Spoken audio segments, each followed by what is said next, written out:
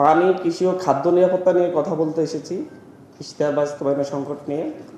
দেখেন, বাংলাদেশে পানি, ভূগর্ভস্থ পানি এবং ভূপরিস্থ পানি দুইটারই সংকট রয়েছে।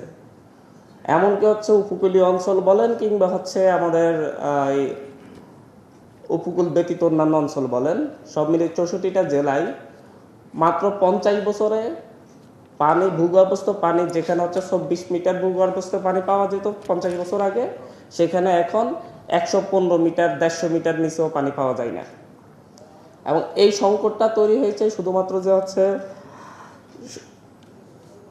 পানি উত্তোলনের কারণে তা না, এর পাশাপাশি খরাও একটা কারণ, এবং বৃষ্টিপাতের কম। দিন দিন এই যে রাজশাহী অঞ্চলে প্রতি বছর 0.5 মিলিমিটার কম বৃষ্টিপাত হচ্ছে। বিভিন্ন জায়গায় সরকারের উদ্যোগ থাকে, প্রত্যেকটা সরকারই আসে, হয়তো কখনো এনসিপি সরকারে গেলেও তারাও আসবে, প্রতিশ্রুতি দিয়ে আসবে যে আমরা পানি নিরাপত্তা নিশ্চিত করব, কৃষি নিরাপত্তা নিশ্চিত করব, খাদ্য নিরাপত্তা নিশ্চিত করব। আমি একটু সবসময় উল্টো দিক থেকেই কথা বলি। আসলে সরকারি দল হিসাবে ক্ষমতায় যাওয়ার জন্য নির্বাচনের আগে অনেক প্রতিশ্রুতি দেওয়া হয়, এবং সরকারি দলে গেলে সেই প্রতিশ্রুতি বাস্তবায়নের কোনো কোনো ক্ষেত্রে চেষ্টাও থাকে।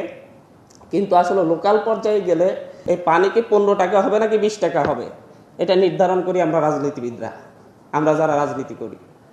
সুতরাং পানি, এমনকি বাতাস, আমরা যে বায়ু গ্রহণ করি, সেই বায়ুকে আমরা নিরাপদ বায়ু গ্রহণ করতেছি, বিশুদ্ধ বায়ু গ্রহণ করতেছি অক্সিজেন হিসাবে, নাকি দূষিত বায়ু গ্রহণ করতেছি, সেটাও আমরা নিশ্চিত করি, এটাও নির্ধারণ করি আমরা রাজনীতিবিদরা।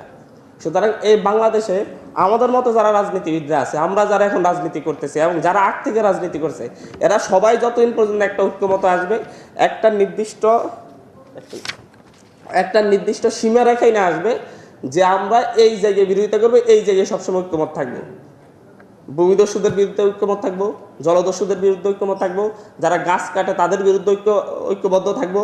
এই যে কয়েকটা পয়েন্টে যদি আমরা ঐক্যবদ্ধ হতে পারি, তাহলে বাংলাদেশ শুধু 5 বছর লাগবে না, 2 বছরে পরিবর্তন হয়ে যাবে ইনশাল্লাহ।